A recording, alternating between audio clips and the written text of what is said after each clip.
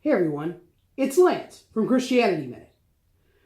Well, all the month of February, here on Christianity Minute, we're taking time to look at the concept of marriage, divorce, and remarriage. To say the least, it is a controversial topic, and one that has caused an enormous amount of division among the church that belongs to God. It's torn people away from Christ because of their own feelings, family, and their own personal mindset. It pulls at people's heartstrings so strongly that even the most grounded and faithful Christian can be in danger of straying from the way that Christ has prescribed. Well, last week we talked about marriage and the joy that it is. But what happens when there's a breakdown? There are conditions that can lead to the end of a marriage and a really sad one called divorce. A divorce is the final, legal, both spiritual law and earthly law, end of a marriage. A divorce, whether lawful or not, really can only occur for one reason only, and that's sin. Sometimes it's the sin of one member of the union, sometimes it's both, but either way, sin is the only way to a divorce.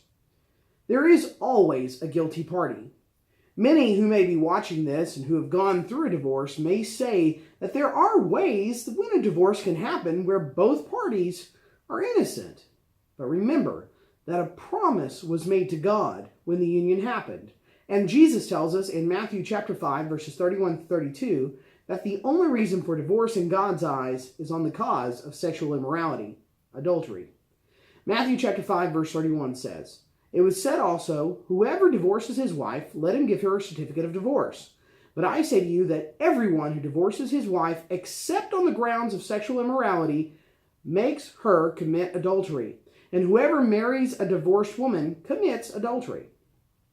Well, many people will try to justify their divorce by going back to the Old Testament and reading from Deuteronomy chapter 24, verses 1 through 4, which allowed for divorce for a much broader and vaguer reasoning. Fortunately for us, the Pharisees also tried this, and it's recorded in Matthew 19, 3 through 9, and duplicated in Mark 10, 2 through 11. It says, "And the Pharisees came up to him and tested him by asking, 'Is it lawful to divorce one's wife for any cause?' He answered, 'Have you not read that he who created them from the beginning made them both male and female, and said, therefore a man shall leave his mother and his father, and hold fast to his wife, and the two shall become one flesh? So, they're no longer two, but one flesh. What therefore God has joined together, let not man separate.' And they said to him, 'Why then did Moses command one to give a certificate of divorce and to send her away?' Well, he said to them, 'Because of your hardness of heart, Moses allowed you to divorce your wives. But from the beginning, it was not so. And I say to you, whoever divorces his wife, except for sexual immorality, and marries another, commits adultery.'" I'm not going to read the passage from Mark, but it's almost word for word. The key here is that there is only one scriptural reason for divorce. And it doesn't matter what the Old Testament may say. And we'll not even go into why the law of Moses is no longer in effect, having it been nailed to the cross. Well, God wants reconciliation and forgiveness. But sometimes, when someone has entered into the sin of adultery, the pain and other possible consequences are just too much, and a divorce is warranted. Note that there are two aspects to a divorce. We see in Matthew 5:31 where Jesus says to give a certificate of divorce. This is in line with the laws of the day.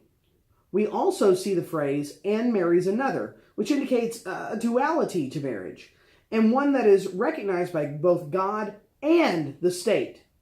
Because they work in tandem, many Christians get confused because the state will allow for divorce for pretty much any reason. In most places anyway. But God only sees the dissolving of the union for one reason only. Therefore, if someone gets a divorce for the wrong reasons, they're still bound together in the eyes of God. And if they join another while still bound, well, that's adultery. Also, if they agree to divorce without going through the legal end of the deal, they're still married in God's eyes.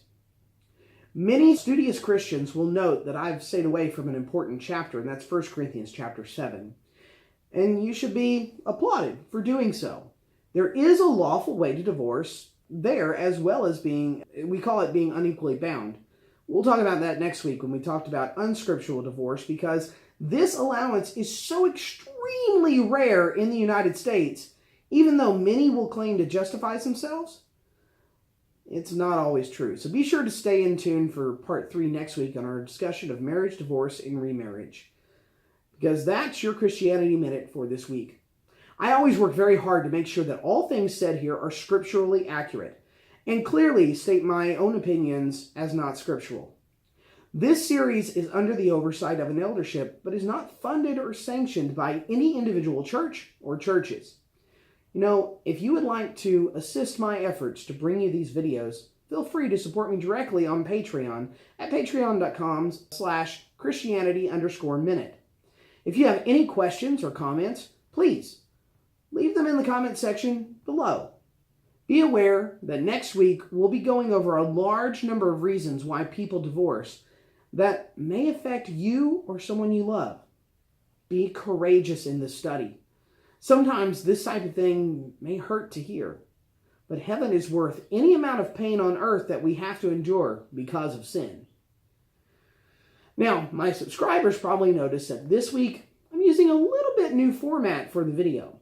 Let me know what you think of this week's format in the comments section below. Do you like it, or should I go back to the old way? It's a real change, and it's one I'd like to hear your feedback on before I make a final decision from going here forth. I always try to give you all the best video I can, so we change it up from time to time. If you like this video, give it a thumbs up, and if you want to see more from me here at Christianity Minute, hit that subscribe button and the bell icon for notifications. I post a new video every Sunday night at 6 o'clock and a devotional video every Tuesday and Thursday morning at 5 a.m. I really look forward to discussing this matter with you further next week, right here on Christianity Minute.